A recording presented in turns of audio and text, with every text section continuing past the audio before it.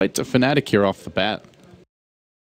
That's for Fnatic's last pick. If it is going to be a support Naga, they are still looking for that offlane selection for Ohio. Broodmother is still an option, and 10 seconds remaining. It's good here though. There's a Spirit Breaker charge, but by no means is that you don't say like, oh, they've got Spirit Breaker. Brood's unpickable. No. This is looking like a good Brood game. They do want a space creator, even though Brood generally farms. She opens up the map for these two. It's slightly on the not necessarily greedy, but gives you a third farm dependent hero with Queen of Pain and Shadow Fiend. But as far as offlaners, there's an Axe out there, Centaur, some less commonly played initiators. The go-tos, the Clock, the Tusk, the Shaker are gone though, so you got to think outside the box here if you want that type of hero. Yeah. So see what the Fnatic's last band's going to be in there.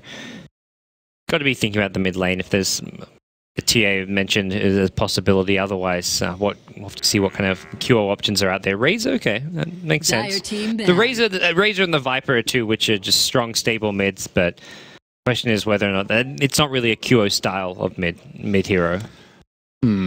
Ember Spirit.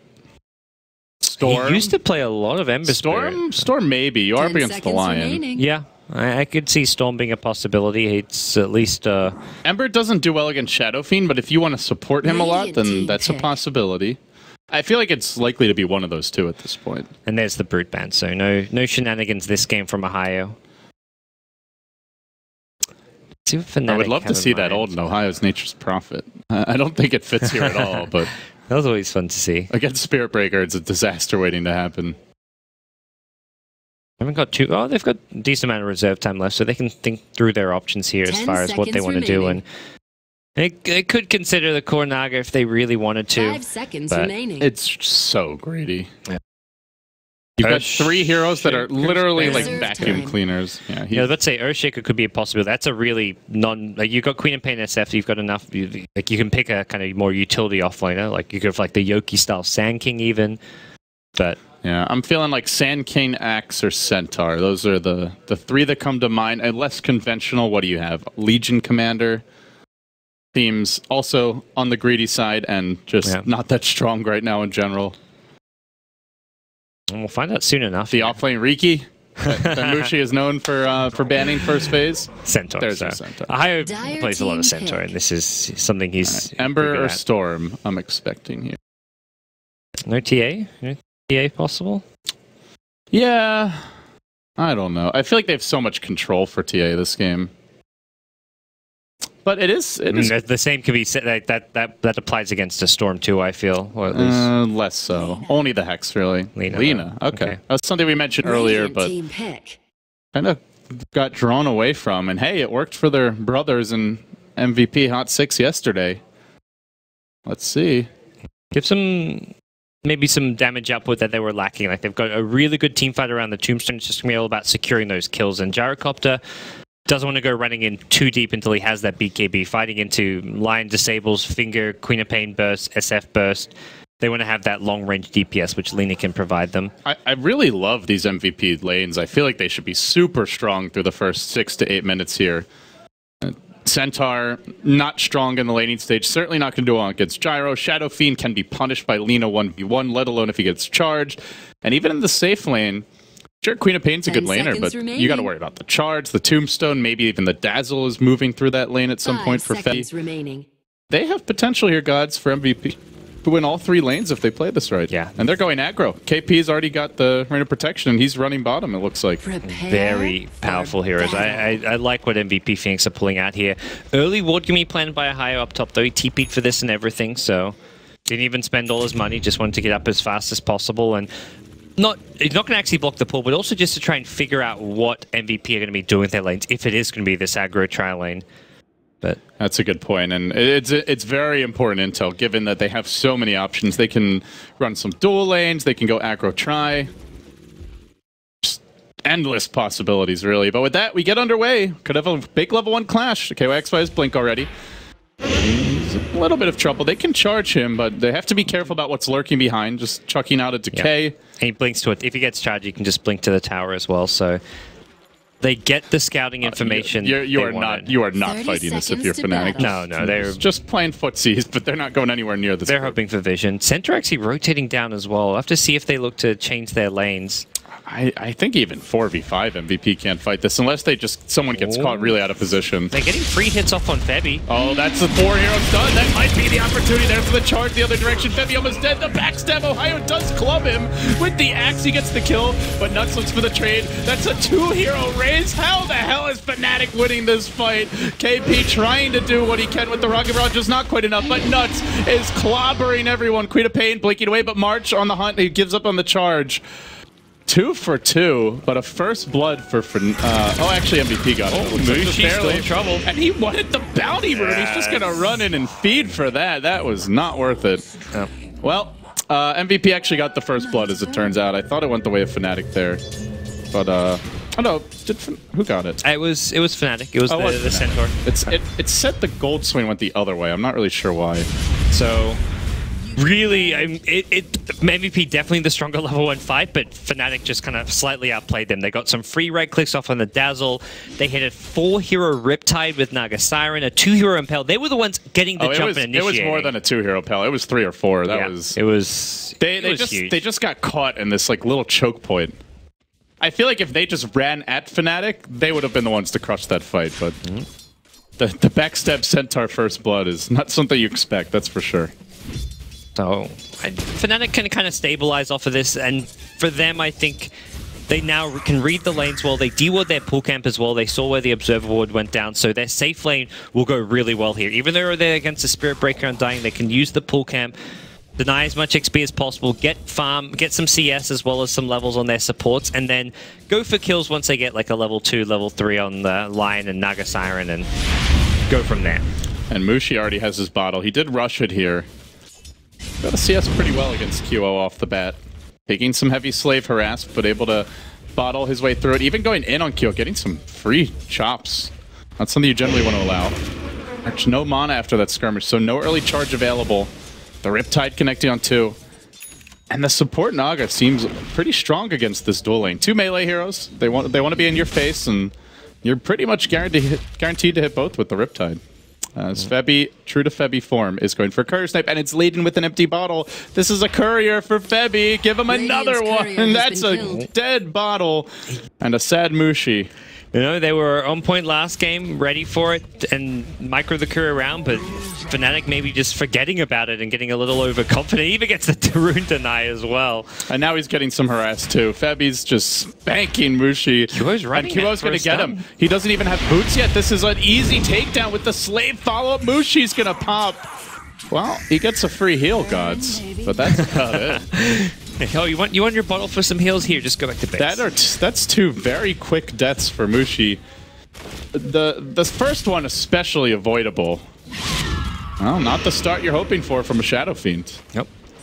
So Mushi gonna have to be playing much more cautiously at this point here, and he'll TP back. Mushi very experienced and not someone who's just gonna go on tilt like maybe we've seen QO do throughout this tournament. He's just gonna come back, play defensively, try and farm up his basic, just core tanky items, be it Treads, Aquila, and just deal with... There's not going to be any kind of support rotations from Febby anymore. He's a Dazzle. He's just going to look to secure the safe lane for KP's Gyrocopter. He's going to pull, look to get some levels himself, so things should stabilize mid for Mushi, although he does need to be careful of QO's solo kill potential at level 6. Mushi did buy his boots before dying, so at least he has those when he walks back to lane. And he will have the bottle in relatively short order. Only a minute to go before that will be available to him. Has to survive this small window, and you know, with the free fountain trip from the death, he has a decent amount of mana still to go. Yeah, and the one threat to him is always going to be the charge from March, which for now it looks like you've already got the support duo actually lurking around, protecting him / going for a kill. They definitely want to have someone here if bottom lane's missing. But 2 means offense. Fnatic are looking for the jump. They're going to run through the mid lane. They know that the rune just spawned and Lina was headed towards bottom to go grab it, so they get in a good position to get this flank and go for a kill on QO. QO did meanwhile go bottom, and he grabbed the bounty rune, activates it. Oh. He's in a dangerous spot here, and he's running up the river into Kachikemba, who they have to grabbed the notice, invis. he picked up the invis room went missing under an observer ward, and QO not reacting. Yeah, now he is, but too late. Reacting to 2 heroes on top of him. That was maybe just a bit negligent as far as like watching what was happening, because they left the invis rune there for the Lina, and it disappeared. The only explanation there is that it's a smoked hero who picked up a rune. Or an already invis hero, but there's no one on Fnatic who has Shadow Walk or anything. It was pretty funny. The Centaur walks over the rune. He's like, I'll leave it. And then, then the Dazzle does the same. And Febby says, okay, you can have it, Lina. And then nobody watches the rune. Yeah. And they get it on the line and end up getting the kill. Well, that's going to slow down this mid lane. QO almost level 6, though. And where Mushi has to be extremely careful. Level 3 Dragon Slave, 250 damage with the Laguna. You're looking at 700 before reduction. So if Mushi doesn't have full health, you just have to slave Laguna and he's basically dead. This is where you have to play very cautiously in this match. His crew is respawned, so he'll pick up his wand and even the headdress there, so he gets some extra stats from all these little items, so he's looking to boost up that HP so he can survive this combo. March is annoyed. He just tried to charge mid. Immediately the net from Johnny comes out, cancels the charge, but they're still fighting in the mid lane, where Kachikemba found the stun, takes down Nuts on the tower dive. If that charge wasn't interrupted, that's a completely different engagement, because they have a 2-hero stun most likely, and at the very least, they lock down the Shadow Fiend and pick him off. Just great calculated play, too. They have that Observer, they see it, but now here comes Charge. March not to be deterred by one stop charge. He goes for the second. That one works. KOXY, though, on the rotation, has the Blink Scream ultimate. QO's here with the stun. He whiffs it. No. And no mana for the ultimate. KOXY may end up dying to this. The charge not necessary. March ends up committing for it, but he's the tanky one who can survive this. QO quickly moves away as the gyrocopter rotates in. This is where Gyro gets out of hand. A frantic stampede. Kachikemba runs back in, tries to take down QO, and sacrifices himself for nada. A triple freely fed to QO. And all of a sudden, the game opens up like a can for MVP. So many of those kills were just free as well, like you said. Like the Queen of Pain trying to just man fight the Lina there and just ended up going down. And then similar story with the Lion running back in. Then it was the Centaur who stampeded and went for the Lina as well. Like they get the one kill on the Spirit Breaker, and then he stampedes like, oh, I'm going to go for the Lina, but he's got a full damage rocket barrage on him. He could not hold on. Like he wasn't running away from the gyrocopter. He was running towards the Lina while standing next to the gyrocopter, and just bottom lane now. March, he's gone in for some kills here. Johnny. Zombie. It's working. Another decay coin out. 1 second. Should have Johnny. Does spend his gold and drops to the decay. Meanwhile, they're diving the tower. Now March rotate as KOXY blinks to the north. Looks for the retreat. There's the Nether Strike. Laguna disintegrates him. And that's another pair of kills. Gods, you know, casting Fnatic. And I think you called them... You actually called IG, I believe it was, the Cloud9 of the Asian scene, where one game they're amazing, the next game you just don't know what's going on with the team. I kind of feel the same way about Fnatic at times. One game they're beating Secret and just wrecking them, even from the laning stage onwards, and the next game they're self-destructing from minute 1. Yeah, this has been just that. I feel like MVP has played well. It's been good rotations, especially from March, importantly on the Spirit Breaker, and QO's had a really good performance on the Lina, knowing when to fight, but it's been punishing mistakes that shouldn't have happened from Fnatic. Does have the Stampede at the ready. He's able to scurry away from this north lane, but still takes a pounding. They're going to keep on pressing in now with Febby joining up with KP. Your charge, it's time to rotate on mid. Mushi, if he doesn't back off immediately, he's in danger. This charge is about to connect. They have the stun available. Don't have a Laguna for a little bit longer. He starts with a slave. Then he tries to follow up with the stun. It's a complete airball. QO got the order of operations wrong. Doesn't get the kill. If he stuns first there, that goes a bit differently. Yeah, and Fnatic were going for a smoke top while that was happening, which they didn't really find anything with. They were forced to actually abandon Johnny from the smoking TP and mid defensively, so... KP maybe the target, though. Oh, there is a finger. Could have gone for him, but didn't quite have the range. Ooh, 15 kills in 9 minutes, but it feels like more. A lot of aggression, and to me, the big loser so far has been the Shadow Fiend of Mushi, who has already racked up 3 deaths, hasn't really gotten to jungle a whole lot. His CS is underwhelming at this point for a Shadow Fiend, and he's just been kept down in general. Not all his fault. They have put a lot of pressure on him, but it's working. Mushi's still kind of on par with Farm. The bigger loser to me, Queen of Pain. This is a 2k net worth Queen of Pain from the safe lane. KYXY had the safe lane with support.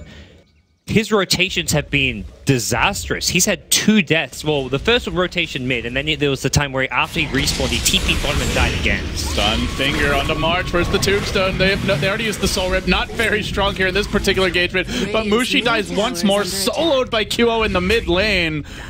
That's definitely worth it around the map, though. Not ideal. Looks like it was a close call, but that gives QO a completed Eul Scepter as soon as he can get the Sobi Mask finish, which is only 300 gold away, and then it's just free kills anytime he catches a hero, basically. Centaur should be able to survive that. Anybody else is a one-shot for the combo. Well, Lina could get out of hand really quickly here.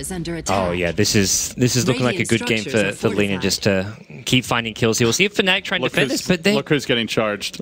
Yeah, again. It's poor KYXY. He's found so little this game. Just the 43 CS and they're leaving him, and they don't have a song. Stampede's on cooldown. KYXY is going to blink out. Does March still want it? Oh, he did, but he's not going to go for it. Maybe scared him a little too much with that decay and the gyrocopter's positioning, but Centaur has a blink now. This is a very good timing. This is the item to get them back in the game. So I'll have to see just a bit more refinement coming out from Fnatic with their ganks. They've gone for smoke ganks that have failed, Queen of Pain TP rotations, which have completely backfired. They have to be very careful about what kind of kills they go for. Another charge. March again on the move. Johnny not level 6 yet. He gets hit once.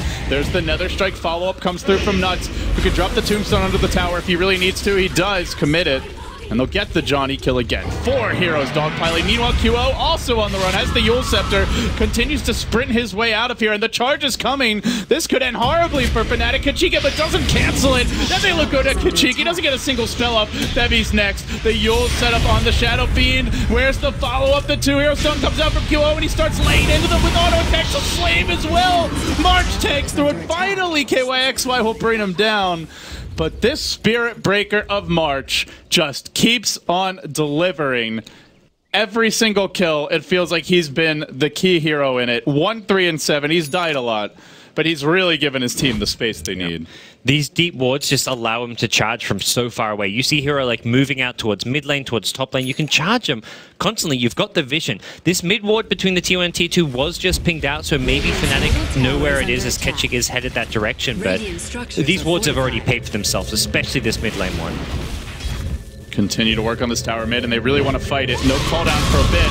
Queen of Pain jumping in with the ultimate. Can't quite finish. QO gets Grave. Slave the other way. The last auto attack finishes him again. Like you said, guys, a disastrous game for KYXY. QO will finally fall to the double edge of Ohio. It's big commitment. Now the cooldown's cooled down. It's a bit of an airball, but they're still hunting onto Mushi. They nether strike him back into 4. Wow. He falls again, and Base Rush is just ruining Fnatic. Yeah, QO could have even lived there if he should have used the center instead of himself, but obviously you're kind of just like making a split-second decision there, but even so, a great win for MVP. Just constant fighting with Gyrocopter, Spirit Breaker, Undying also in his Ohio looking for the combo plays. He gets the Blink Stun initiation. They're going to follow up here with the song. Nuts has no tombstone for 10 seconds or so when the song wears off. They grave KP though, and they're going to try to hang on to him a bit longer. They've got one more heal and a weave available. The heal coming out, Soul Rip, as well as the Dazzle heal, but a secondary scream into the trees. TP. No, he's going to turn with the barrage. KYXY says, where's the team? He's healed again. Where's the help? He gets nothing, and he ends up dying again while Nuts just rampages around the tier 2. KYXY has to be absolutely beside himself at this point.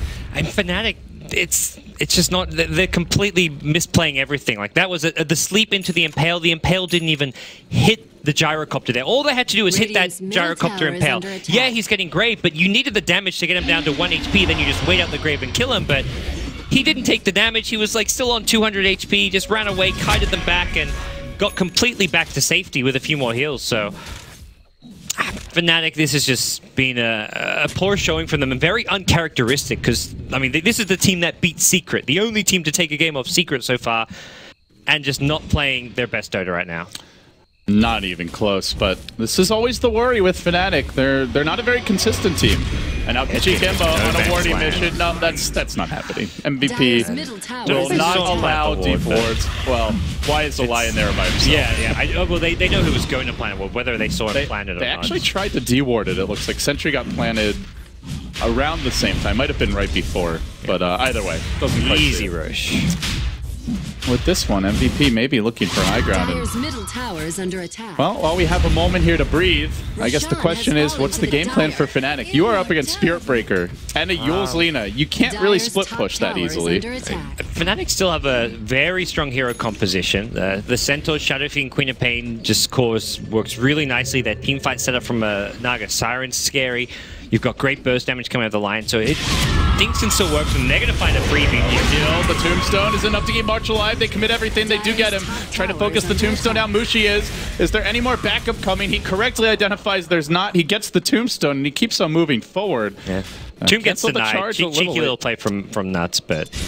All right, but with no Tomb up, they may push this. Yeah, and it's Fnatic. It's all going to come down to just how they maneuver around the map. Make kind of defensive, kind of bait your teammates like they just did there with Mushi. They show him top, they sit behind them, use them as bait, and then they get a team on tower. Guess who's got the Yule Scepter? The 2-hero stun could come out. No, QO just goes with the immediate Laguna anyway, but it does cost his Undying his life as Ohio squirms into the trees. He's got a blink available 1 second, and he can TP out if he needs to. Oh, stun, barely. Looked like it actually hit him, but somehow gets the blink off. Just on the edge, I guess. Well, he makes it out. Ohio has been hanging on to this game for his team 3-1-3, finding some decent openings. Seems like it's going to continue to be up to him to give his team space. And now he gets an item to help save his buddies. The Force Staff comes out.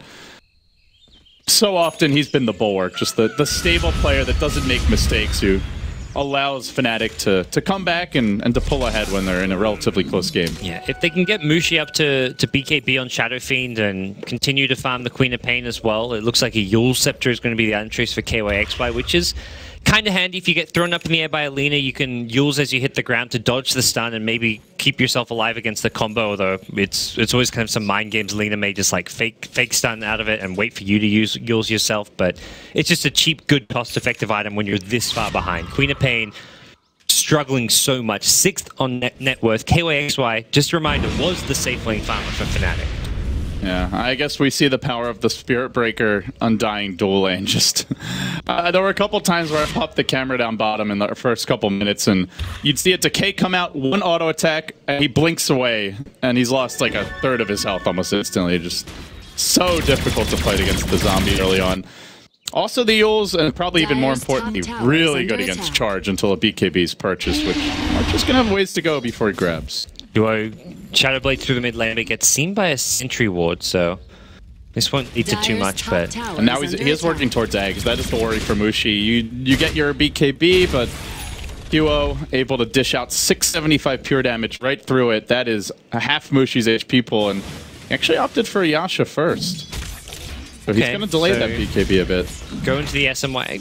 Some HP and stats out of this. I assume he's not going for Manta style, but never really know with Mushi. That goes for some slightly different item builds from time to time. QO. There's the charge. Yeah, it gets they're all rushing in. March is going to lead the way. They've got a call down available. QO commits. He doesn't get stunned because the charge ends up hitting Ohio when he blinked in, but QO graves at the final hour. What a sick play from Themi! Saves him! And now they look for Mushi as well. A follow-up slave. He still has the Aegis, and he's going to survive through all this. KP now surging forward, back up at his side. They get the Yules off stun at the ready. If they chain it right, and they will, it's the death of KYXY. 3 crushed. An MVP flexing as they move down mid. That was just so unfortunate for Ohio poor there. Centaur. Yeah, that's a tough one. Like, you think you've got the initiation, you blink into a charge. Oh, that's rough. If he gets the blink stun, Lina dies before the grave comes out, and it's a very different play. Yeah, and even though Lina has an Aegis, maybe it's like more a 50-50 fight, but that's kind of a 50-50 fight into an Aegis is what you want when you're in Fnatic's position, when you're behind this much. Like, you take those kind of like 2-for-2, 3-for-3 trades. Instead, it's a very one-sided fight in MVP's favor. And that Lina Ags grows ever closer. BKB, I mean, still an option here for Mushi. He's bought the Ogre Club, hasn't committed to the Sanjin Yasha just yet, but even if he gets it. It's just the physical damage, not just from the Laguna, but even just from auto attacks. You've got the Shadow Blade and the Max Fiery Soul. Like, with a Dazzle Weave and a Medallion, you can dish out some serious deeps. And March is, he can even theoretically become a slight threat as well as far as damage output. He will be going into an Ogre Club, so presumably a BKB himself, but he's got Treads, Drums, so he can attack with decent speed here. And yeah, they don't have a counter for that BKB charge, aside from maybe Song, so nobody else can join the fight. But that's really it. Duo going deep. He's going to find KYXY. He doesn't bother with the Yule Scepter. He gets the kill instantly before Ohio can get there. Ohio quick on the draw, but not quite fast enough. And QO has a regen rune. This is Q to go in. Yule Scepter available. Charge on Ohio as well as a missile. That's going to keep him out of this fight some time. While they continue to work on the tower. They drop the Tombstone. Now they have a mech available here as well, along with the Weave kicking in, so KP can happily tank this. Already 21 armor and rising. Tower dropping. And no glyph available at Fnatic. In danger here of losing a lane of Rex. And with that, may well be on their way to only tying the series 1-1. A team in desperate need of a 2-0 sweep, as is MVP, but they're just going to be happy if they can walk away with a point at this stage. They had vision of Mushi bot the whole time, so they knew this was completely safe to keep on pushing. And I feel like maybe Mushi should have TP back earlier just to impose some fear in MVP, but that's a free melee Rax. Oh, very well executed. Oh, the smoke back does. They're going in. Maybe. MVP. I like they find the off the bat, they find Mushi, who doesn't have a BKB. A solution for the combo side from the Ohio 4-step, and still caught within the Laguna Blade, as well as the song. There's the song. Johnny says, let's reset. But what's the follow-up? They have a stun here. Requiem is a timed right. It's a very good Requiem with the Queen of Fate ultimate, but they grave March, the one guy who was very close to dying, and he went in with the ultimate. Brings down Mushi anyway. Ebby, what a magician. This guy has had at least 4 or 5 fight-changing, and at this point, game-winning Graves. He goes from the GOAT when he first joined the team. I think, guys, you remember that Enigma game he had with like a total off game. Nobody would give him a break for it, but man, has he really bounced back over the past couple months and made the plays. Him and March really stepping up here. MVP, they take a game. And unfortunately, for the Southeast Asian Dota fans, overall this probably hurts their team's chances of advancing. It hurts both teams.